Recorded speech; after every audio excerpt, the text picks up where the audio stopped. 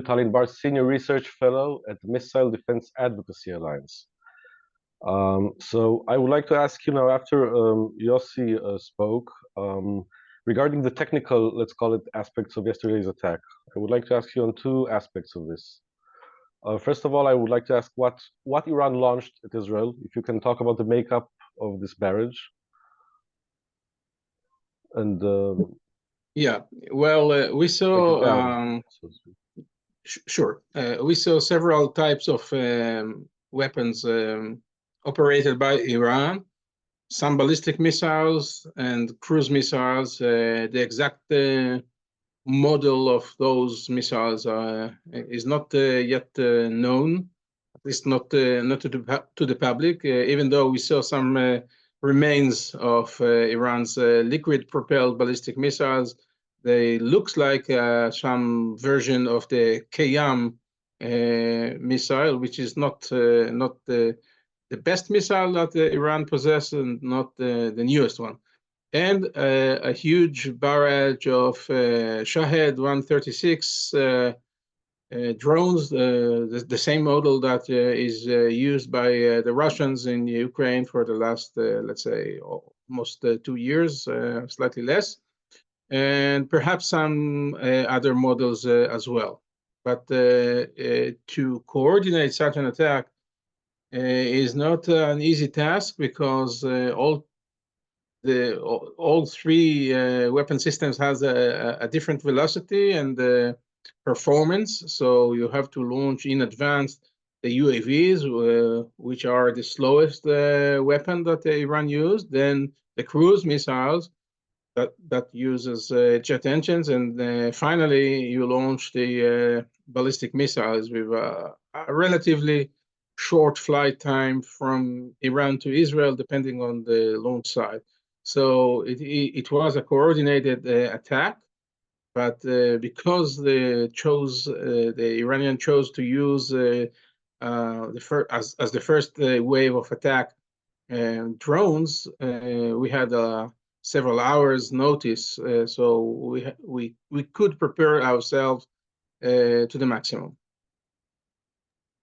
I understand, though, that unlike rockets and ballistic missiles, drones are they cannot be predicted because they fly slowly, but they can change course. So how was there intelligence on what the targets were of the Iranians, or it was just a wait and see approach and they intercepted them as they came? Yeah, you cannot know in advance what are the targets for the drones, and you mentioned it correctly.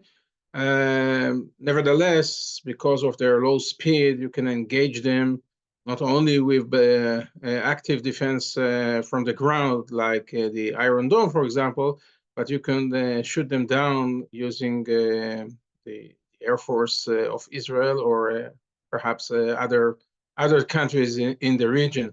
And it was done several months ago by the Israeli Air Force, and this is not something new of how to mitigate this threat. And there is an advantage because the airspace was clear from Iran to Israel.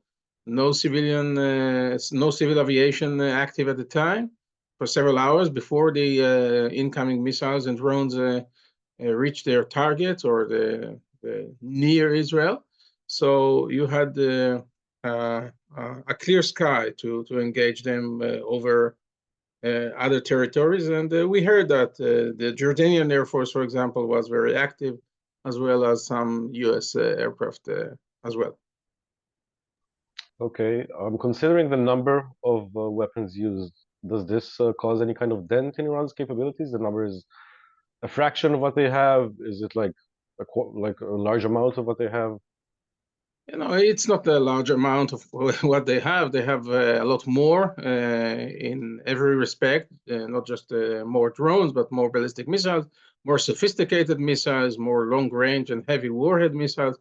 So on the other hand, you cannot say that it is only a small fraction. It's a healthy quantity of weapons, and I cannot recall any such a coordinated attack in that magnitude. So in that regard, it was unprecedented, as well as the success of the interception.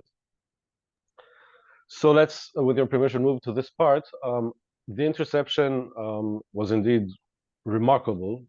Can you elaborate on the methods used and also the forces that, like, how much of it was Israel, how much was its allies, which technologies were used, if you can speak about these aspects? Yeah, I can speak about the Israeli method of multi-layered missile defense. We had several layers of defense, starting from Iron Dome. Then we are going a little bit higher to David Sling, which was originally designed to cope with maneuverable missiles, heavy rockets, and cruise missiles. Then we have the Aero 2, which is operational for decades now, and Aero 3, which is the upper tier of the multi-layer defense system of Israel. And Aero 3 engages its target not only very high, actually, in space, but very far away from Israel. So even the remains of the incoming missiles are not supposed to fall in Israeli territory. And of course, you have to get the data on the trajectories of all the threats. So we have our radars. There are some other assets in the region, including what we saw in previous engagement with the Houthis, some assets on the ground in Saudi Arabia, operated by the Saudis and operated by the US. And there are also naval ships with missile defense capabilities. Either the French Navy has some capabilities with Aster missiles, the Israeli Navy with the Sea Dome, and of course the United States with the Aegis ships. So all in all, it is a regional defense, not only Israeli capabilities. And you can add a little bit something else to the dish, if you will. You can add the capabilities of air forces in the region, and let's say a modern fighter with air-to-air advanced air-to-air missiles could easily intercept incoming targets like drones and UAVs. Were such dogfights undertaken last night, you can say, between planes and drones? We have to wait and see if such documentation will come out. But we saw it in the preliminary phases of the conflict several months ago with Israeli Air Force fighters, F-35 and other types of aircraft, coping successfully with incoming drones. So this is not something new. And I suspect that we are going to see some footage from such engagement. Can you speak perhaps to the use of, apart from shooting them down interception, was there an aspect of electronic takeover of these weapons or their operation centers back in Tehran to basically to jam them? Well, basically, if you are using, let's say, a ballistic missile cannot be jammed. So it uses only inertial navigation system, INS. So you cannot jam it electronically or using, let's say, some cyber operations against it. This is not the case with drones. And as someone who lives in Israel, you probably noticed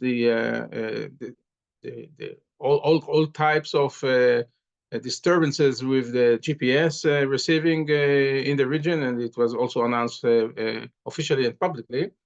But there is a limited, let's say, capability to what you can do with such, let's say, GPS jamming or spoofing, or just plain old school electronic warfare. And if you are now coping with large quantities, I think that the best way to engage the incoming threats is kinetic and not soft skill by cyber or jamming communication or spoofing the GPS signals. Okay, I have a question from one of the journalists on the line. One missile and perhaps others landed near Damascus, according to reports, because maybe Syria shut them down. Was this possible, or did Israel intercept them far from its borders? Or perhaps was Russia involved in this? Yeah. First, it's possible, but not plausible. But nevertheless, we saw by mistake Syria shot down a UAV again that was supposed to hit Israel several weeks ago. So it could be done by Syrian air defense. I don't believe that Russia was involved, but it could be malfunction of the Iranian missile itself, or an interception by Israel far from our borders. So to see some falling debris or falling parts of ballistic missiles from Iran is not something that you don't expect to see neither in Syria or Iraq or Jordan. Okay, I want to take this to a bit of a grimmer scenario. We've never seen a direct attack from Iran, and the threat of a nuclear attack is always looming. What we saw yesterday, is that a showcase of what they can do, or is that were they like kind of making a show to save face, or is this indicative of what may happen like in the future? Well, first, we have to remember that there is no such thing as 100% proof defense. So even 99%, and if the number of incoming threats will be large enough, some missiles will come through. And this was the case yesterday with, I believe, 4 ballistic missiles hit the Negev. Sorry, would these be the carriers of a nuclear warhead? Would these be their finest? Not this specific missile, but nevertheless, a missile is a missile. So the question is, are you prepared to rely solely on defense when nuclear threat will be present in the region? So the question is a severe one, but we have to understand that the most plausible use of a nuclear weapon is to deter, is deterrence. And you don't see any nuclear strikes between India and Pakistan, and you don't see anyone, let's say, who is sane thinking about hitting North Korea after this country demonstrated the capabilities of nuclear weapons and the delivery system, including ICBM, that could deliver a nuclear or hydrogen bomb to the continental United States. So if Iran will be nuclear state, something else should be engaged in terms of deterrence. And I don't mean only Israeli deterrence. I think that the US will have a very prominent role in deterring Iran from not just using such a weapon of mass destruction, but also for the development and, of course, operationally deployment of nuclear weapons in the future, should Iran choose to do so in the future. Okay, I want to get back to a few questions from our journalists. We have a question about who was coordinating the defense yesterday. Was it Israel or the United States? And also, how long did like the coordinated effort last? Well, I cannot comment officially, and this is a question that you should address the IDF spokesperson. But nevertheless, we saw for several years biannual drills between the United States and Israel in terms of missile defense. Those are the Juniper Cobra drills. So we have a common language, or operational language, and we know how to cooperate. And the Israeli Air Force is routinely trained with other air forces in the region, in Europe, with Germany, with other countries, Greece, and so on. So you can understand that the cooperation and the international collaboration in defense is something that you are not make it just a day or two or a week or even a year before an incoming attack. So this is something that was developed over the years with a lot of involvement from our colleagues from the United States and other countries as well. Okay. Can I ask you another? I have another question from a reporter asking, do you see any similarity in the use of Iran of the Shahed drones and the Russian drone horde attacks in Ukraine? Is Iran learning from Russia or the other way? You know, everybody is learning from every operational use of drones, regardless of the country of origin or the theater of operations. There is a difference between Israel and Ukraine. The first, the size of the country, and there is a difference geographically, meaning that in Ukraine, the Russians can use a very low flight profile of the drones, and this is not the case yesterday because of the topography and some mountains and hills between Israel and Iran, including the Iraqi desert and the Golan Heights and so on. So this is one issue to note. Another one is that all sides can draw the conclusions from the attack. So we, of course, are very happy with the results of something like 99% of all incoming threats being eliminated, and all the drones and all the cruise missiles. But Iran is also learning. So this is why we don't give too much information about how we coped with the coordinated attack from Iran and some incoming threats from the Houthis in Yemen. So the quantity of the incoming drones was the biggest that I can recall. Even the very large coordinated attacks by Russia used several dozens of drones, not 100, not more than 100. So in that regard, it was yet another first in drone wars.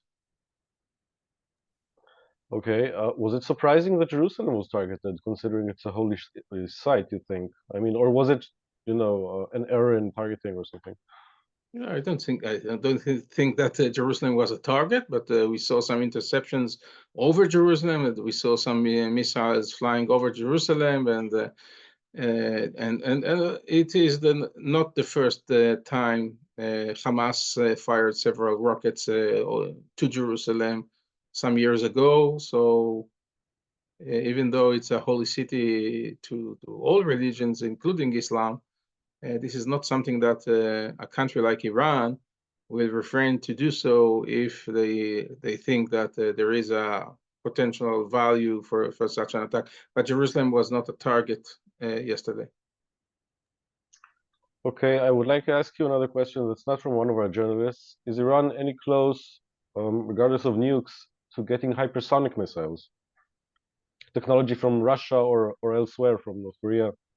And can Israel intercept those missiles? Yeah, well, hypersonic missiles is a new story, and it posed a whole set of new challenges for any active defense systems. And right now, there are several countries with operational hypersonic.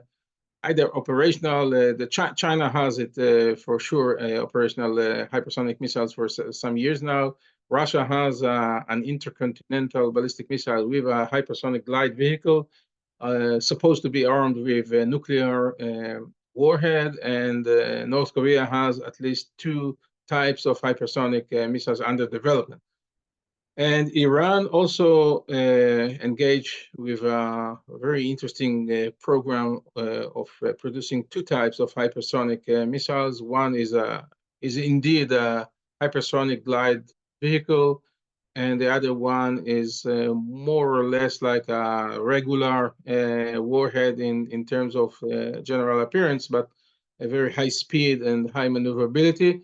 To the best of my knowledge, those 2 types of hypersonics in Iran are not yet operational. At least one of them is now, I believe, in preliminary phases of flight tests.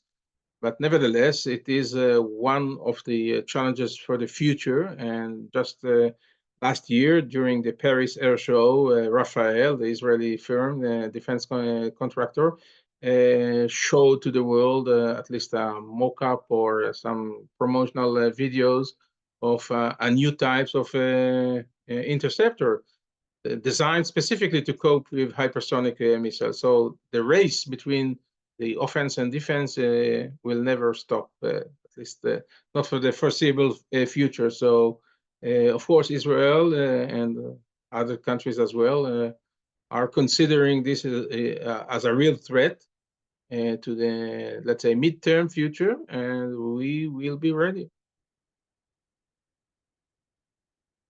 Okay, Mr. Tal Inbar, thank you very much for this briefing. I hope our listeners gain some knowledge.